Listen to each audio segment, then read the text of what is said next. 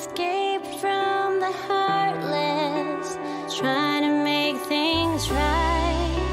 Her eyes are filled with water, afraid, alone, so far from home. Terjadi keributan di rumah sakit ketika tim medis membawa remaja yang kehilangan semangat hidupnya. "Aku tidak ingin hidup," teriaknya sambil menangis. Setelah melakukan beberapa prosedur pengobatan, dokter muda bernama Kyung Hee memberinya beberapa kata penyemangat yang pernah dia dengar dari seseorang di masa lalu. Lebih baik untuk punya seseorang yang bisa kau lawan, meskipun mati lebih mudah. Kyung Hee mengingat kembali kenangan masa lalu saat dia bertemu dengan orang yang pernah mengatakan itu kepadanya. Usianya 18 tahun saat itu. Dia melihatnya untuk pertama kali di stasiun kereta api saat berangkat ke sekolah. Kyung Hee tidak pernah menyangka gadis itu adalah murid pindahan yang akan satu kelas dengannya. Namanya Hanabi. Gadis dengan tatapan dingin itu. Dialah orang yang membawa perubahan pada hidup Kyung Hee. Kyung Hee di masa lalu adalah kutu buku yang selalu diintimidasi oleh beberapa teman di kelasnya. Sampai akhirnya dia menyerah, Hanabi muncul dengan segala pemahamannya tentang rasa sakit dan memberinya beberapa kata penyemangat untuk melanjutkan hidup. Lebih baik untuk punya seseorang yang bisa kau lawan meskipun mati lebih mudah. Menurutnya, Kyung Hee masih beruntung karena dia punya seseorang untuk dilawan dan setidaknya dia bisa balas dendam. Nabi kemudian beraksi untuk membalaskan dendam Kyung Hee kepada para pengganggu dengan mempermalukan mereka di hadapan banyak orang. 눈 좀 감아봐. She's a small town girl, young and pretty, caught a train to the city. One way, one way. Namun, alih-alih mengucapkan terima kasih, Kyung Hee justru membalas kebaikan itu dengan teror. Para pengganggu yang menyuruhnya, dan dia terlalu takut untuk melawan mereka. 등신. 3 hari setelah kejadian itu, Nabi dikabarkan mengakhiri hidupnya sendiri, membuat Kyung Hee sedih dan hidup dengan penuh rasa penyesalan.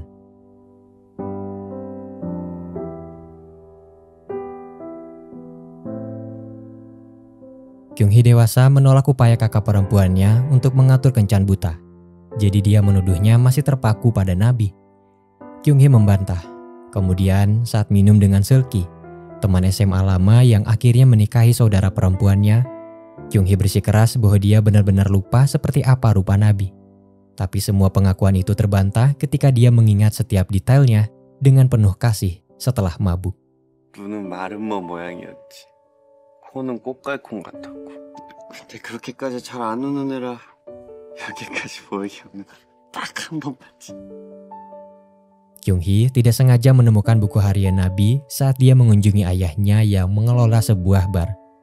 Dalam catatannya, Nabi menceritakan semua penderitaan dan rasa kesepian yang begitu kuat sehingga dia ingin mati. "Kumohon, tolonglah aku." Beberapa kalimat itu terus diulang olehnya, menunjukkan keputusasaan. Suara misterius muncul ketika rekaman lama diputar. Penyiar dalam suara itu bertanya, "Apakah ada seseorang yang ingin kamu temui lagi? Jika kamu bisa kembali ke waktu itu bersama-sama, bahkan jika kamu mungkin tidak akan pernah kembali ke masa sekarang." Kyung Hee yang mabuk mulai berbicara sebagai jawaban. "Ya, andai saja aku bisa kembali." Lagu diputar ketika sosok Nabi muncul di jendela. Can't stand to hear more today. I'm gonna lock my door and stay inside or wait until I'm safe again. I have nothing more to put on. I'm defeated and withdrawn. Kyung Hee mengejarnya melalui jalanan di sekitar sampai akhirnya dia menemukan pintu bercahaya bertuliskan "No Exit" dan memasukinya tanpa ragu. Kyung Hee terbangun di rumahnya dengan bingung dan mendapati dirinya ada di masa SMA pada tahun 2007. Kyung Hee bergegas pergi ke sekolah dan berlari menuju stasiun kereta api. Sepanjang jalan dia bertanya-tanya apakah itu semua mimpi atau perjalanan waktu seperti yang dia dengar dalam rekaman sebelumnya. Namun setelah melihat Nabi hidup dan sehat, Dia merasa bahwa semua keajaiban itu terlalu nyata untuk menjadi mimpi. Kyung-hee memeluknya dengan penuh rasa syukur, tapi Nabi yang terkejut marah, memanggilnya orang mesum lalu pergi naik kereta meninggalkannya. Di hari yang tidak terduga itu, Kyung-hee kembali dihadapkan dengan para pengganggu di kelasnya. Tapi kali ini dia tidak takut untuk menghadapi mereka. Kyung-hee segera menyadari bahwa dia hanya punya 5 hari sebelum Nabi meninggal. Dan dengan tekadnya untuk menyelamatkan gadis itu, dia menghadapi kehidupan sekolah lamanya dengan keyakinan baru. Ketika guru di kelas memarahi Nabi karena tidur sepanjang pelajaran dan mengusirnya, Kyung-hee berusaha membelanya, berkata bahwa seorang guru harus punya metode pelajaran yang menarik sehingga para murid tidak mengantuk. Sikap ini membuat mereka berdua dihukum untuk bersih-bersih, di mana Kyung-hee mencoba sekali lagi untuk mendekati Nabi. Kyung-hee berkata bahwa dia akan melakukan apapun demi kebaikan Nabi. Lantas dia menyuruhnya untuk selalu menjaga jarak karena masih berpikir Kyung-hee adalah orang mesum. Tidak lama dari itu, temannya Seulgi mengejutkannya dengan serangan pelukan putus asa. Dia tidak sengaja menemukan surat wasiat Kyung-hee dan khawatir. Kyung-hee memang pernah berniat pergi meninggalkan dunia ini, tetapi itu di kehidupannya yang lalu. Nabi yang melihat kekonyolan itu segera pergi meninggalkan mereka. Malam harinya, Kyung-hee menemukan buku harian Nabi yang terbawa dari masa depan. Tapi saat membacanya, catatan dalam buku itu menghilang.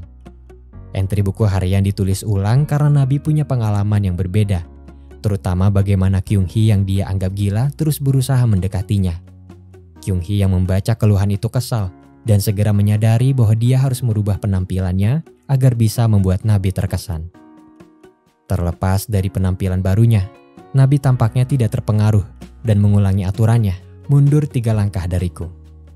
Kyung-hee kemudian bertemu dengan pengganggu yang terus mengejeknya di sekolah. Lalu dia teringat tepat di hari itu akan ada bola yang terbang ke arahnya. Kyung-hee menghindar sehingga bola itu mengenai para pengganggu. Tapi Nabi akhirnya terdorong dan jatuh dari tangga sebagai konsekuensinya. Kyung-hee dengan panik membawa Nabi ke UKS dan untungnya dia hanya mengalami luka ringan. Setelah mengikuti kelas, Kyung-hee segera mengetahui bahwa Nabi pulang sendiri lebih awal. Kyung-hee menemukannya di luar ketika dia menghadapi seorang musisi bernama Jin-wook. Nabi berusaha memujuk agar pemuda itu mau mengunjungi pacarnya bernama Da-eun di rumah sakit. Tapi dia menepisnya dan berkata itu akan sia-sia karena Da-eun akan segera mati. Kyung-hee yang melihat kejadian itu tanpa memahami situasinya segera memukul Jin-wook. Dia mencoba membela Nabi tapi kemudian terkejut saat mengetahui dari Jin-wook bahwa gadis itu pernah menghilangkan nyawa seseorang. Nabi pulang dan mengusir Kyung-hee yang mencoba memahaminya.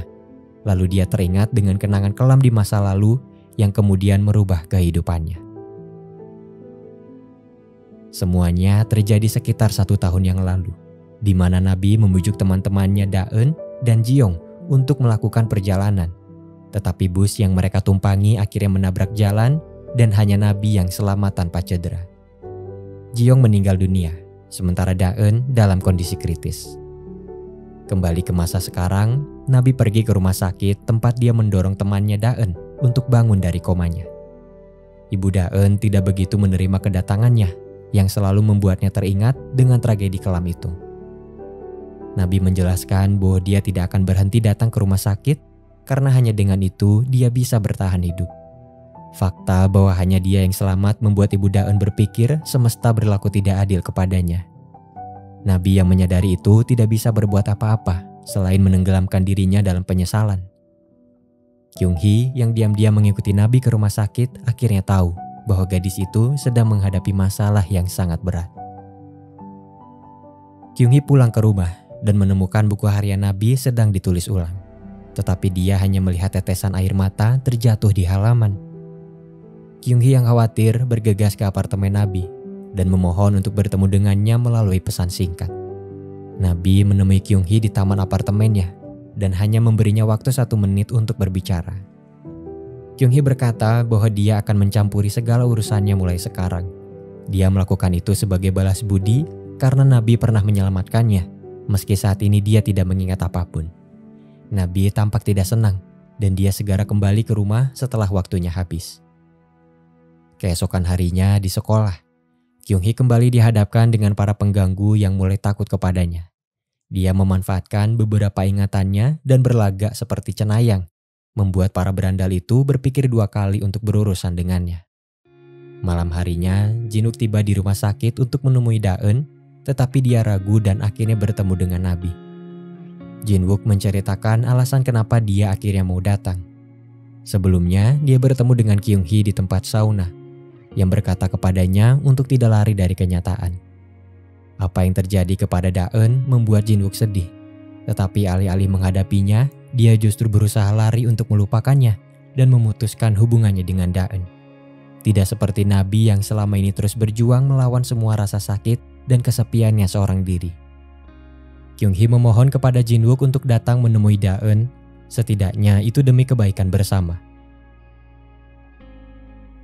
Nabi berusaha membuat Da-eun terlihat cantik sebelum bertemu dengan mantan pacarnya itu, yang kemudian secara emosional menyanyikan lagu-lagu favorit di masa lalunya. Di malam itu, Nabi segera menemukan Kyung-hee yang mengawasinya di rumah sakit dan secara mengejutkan dia mengucapkan terima kasih kepadanya. 기분 나빴다면 고마워. Saat mereka pergi, mereka bertemu dengan ayah Nabi yang datang karena ibu Da-eun memanggilnya. Dan dia dengan marah menuduh Nabi telah mengungkit kesedihan yang dialami ibu Da-eun karena terus menampakkan dirinya di rumah sakit. Mereka berdebat dan ayahnya memukul Nabi ketika dia mengatakan mungkin dia juga harus mati untuk menyelesaikan semuanya. Kyung-hee menghibur Nabi setelah dia kabur, lalu mengoleskan obat di lututnya yang terluka dengan penuh kasih sayang. Sementara Nabi pulang ke rumah, Kyung-hee mencoba berbicara dengan ayahnya.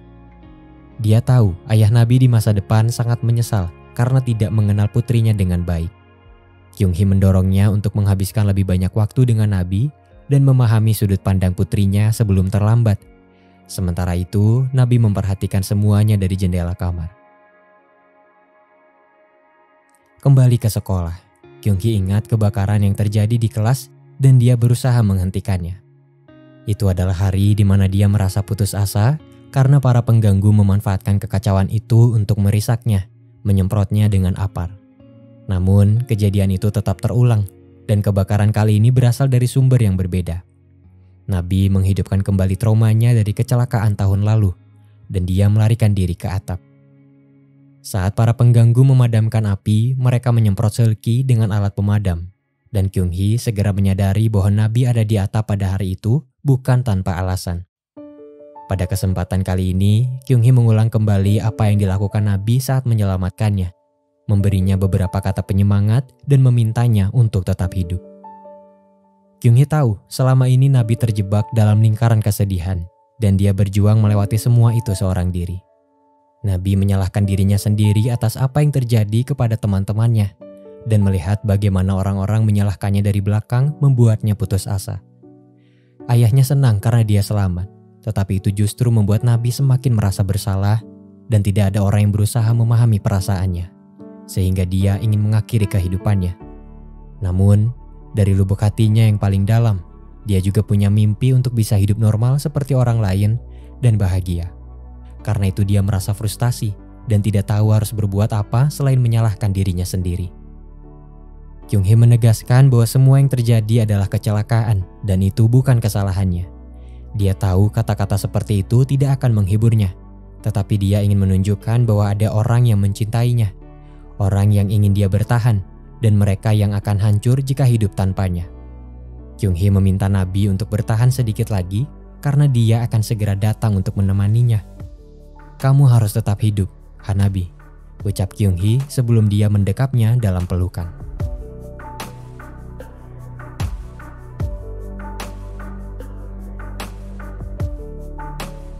Setelah kembali dengan canggung, Kyung-hee bingung mengapa kebakaran masih terjadi ketika dia tahu bagaimana menghentikannya. Dia segera menyadari bahwa peristiwa yang sama terus terjadi dan yang berubah hanya variabelnya. Seperti kejadian pada hari ini di mana Seulgi menggantikannya diganggu para perisak. Singkatnya, dengan skenario yang sama tetapi aktornya berbeda. Menyadari hal itu, Kyung-hee mengambil peran Nabi untuk mempermalukan para perisak di depan banyak orang. dan melarikan diri dengan gembira seperti yang dia lakukan sebelumnya. Seulgi mengajak Nabi dan Kyung-hee ke taman hiburan untuk merayakan kemenangan dan kegembiraan kecil mereka. Setelah mengendarai beberapa wahana dan bermain game, kakak perempuan Kyung-hee yang bekerja sebagai operator di taman bermain itu menyeret Seulgi pergi agar sang adik bisa berduaan dengan Nabi. Begitulah bagaimana akhirnya Seulgi bisa dekat dengan kakak Kyung-hee dan menikahinya di masa depan. Nabi bertanya bagaimana Kyung-hee bisa berubah begitu banyak dalam beberapa hari terakhir. Kyung-hee yang dia kenal sebelumnya hanyalah kutu buku yang sepanjang hari hanya berani menatapnya, tapi sekarang semuanya terlihat jauh berbeda. Dalam buku hariannya, Nabi mengakui betapa bahagianya dia dan terus memikirkan Kyung-hee yang terlihat tampan pada hari itu. Namun, dia juga merasa takut kebahagiaan itu akan segera menghilang. Kyung-hee menyadari hanya tinggal 2 hari lagi sebelum Nabi meninggal, dan dia masih tidak tahu mengapa gadis itu mengakhiri hidupnya. Keesokan harinya, Nabi dikejutkan oleh ayahnya yang tiba-tiba menyiapkan pesta ulang tahun untuknya. "Selamat ulang tahun, terima kasih telah dilahirkan sebagai putriku," ucap ayahnya. Nabi tidak banyak merespon selain meminta sejumlah uang seperti yang biasa dia lakukan kepadanya. Tetapi kali ini dia tiba-tiba memeluk ayahnya dari belakang dengan bahagia. Kemudian Nabi mengajak Kyung-hee pergi ke laut untuk memberi penghormatan pada temannya yang meninggal dan merasa bersalah bertanya-tanya apakah dia berhak untuk hidup bahagia. Peristiwa yang sama kembali terulang. Jika sebelumnya Nabi dilempar bola air oleh Kyung-hee yang dipaksa para pengganggu, kali ini Nabi terkena tumpahan air dari penumpang kapal. Sementara Nabi pergi ke toilet untuk membersihkan noda, Kyung-hee menjawab panggilan telepon Nabi yang berasal dari rumah sakit, mengabari bahwa kondisi Daeun semakin memburuk. Kyung-hee akhirnya tahu alasan kenapa Nabi mengakhiri hidupnya, tapi dia memutuskan untuk menyembunyikan kabar ini sementara waktu, merasa bahwa ini bukan saat yang tepat. Kyung-hee pura-pura tidak sengaja menjatuhkan ponsel Nabi dari kapal saat mengambil foto selfie bersamanya. Sepulangnya ke rumah Nabi, Kyung-hee meminta agar mereka tetap bersama sampai pagi. Tapi Nabi mengatakan dia punya rencana makan malam dengan ayahnya. Sebagai hadiah ulang tahun, Kyung-hee akhirnya memberinya jepit rambut yang tidak sempat dia berikan kepadanya 10 tahun lalu. Setelah Nabi mencium pipinya sebagai ucapan terima kasih, Kyung-hee mengejarnya dan menciumnya. I know you're strong to get yourself together. Things still get better if you just believe it. Yeah, it's getting cold, the waves are crashing in. When the streams are getting strong, just hold on to me. Yeah, I'm your lighthouse, I'm the sun against your dark clouds. I will always be your guiding light. I'm your lighthouse, I'm the sun against your dark clouds. I will always be your guiding light. Oh, I'll be your guiding light. Oh, I'll be your guiding light. Nabi menulis di buku hariannya betapa senangnya dia karena bisa menyapa Ji-young lagi, yang sebelumnya tidak bisa dia lakukan seorang diri, tapi bisa hari ini dengan bantuan Kyung-hee. Dia terus menulis bagaimana jantungnya tidak berhenti berdebar setelah berciuman karena itu adalah pengalaman pertamanya. Senyum Kyung-hee saat membaca ini pahit setelah memikirkan bagaimana besok adalah hari kematian Nabi. Pada malam itu, Nabi mendapat telepon dari Jin-wook dan bergegas ke rumah sakit. Jin-wook dan Nabi harus menerima kenyataan pahit ketika Daeun akhirnya dinyatakan meninggal dunia. Ibunya yang dilanda kesedihan terguncang dan menyalahkan segalanya pada Nabi. Kyung-hee menyadari bahwa Nabi mengetahui tentang Daeun karena dia tidak datang ke sekolah, sehingga dia bergegas ke rumah sakit untuk menemuinya. Para pengganggu datang menghadangnya, tapi kemudian dia diselamatkan oleh Seulgi yang rela berkorban demi dirinya. Sementara itu, Nabi berdiri di atas gedung dengan segala rasa penyesalannya. Keadaan semakin rumit ketika jalanan tiba-tiba macet dan Kyung-hee terpaksa berlari mengejar waktu. Dia mendapat telepon dari Nabi yang akhirnya mengatakan bahwa dia tidak bisa menyerah karena Kyung-hee memberinya begitu banyak alasan untuk bertahan. Kyung Hee menemukan Nabi ada di seberang jalan dan dia pergi untuk bertemu dengannya di persimpangan. Namun, sebuah mobil tiba-tiba hilang kendali dan meluncur dengan cepat ke arah Nabi. Kyung Hee mengerti bahwa dia tidak bisa mengubah masa depan, tapi dia bisa mengubah variabelnya dan seseorang harus mati dalam skenario tersebut. Pada akhirnya, Kyung Hee mengorbankan dirinya untuk menyelamatkan Nabi, mendorongnya ke tepi jalan dan membiarkan mobil itu menabrak dirinya sendiri.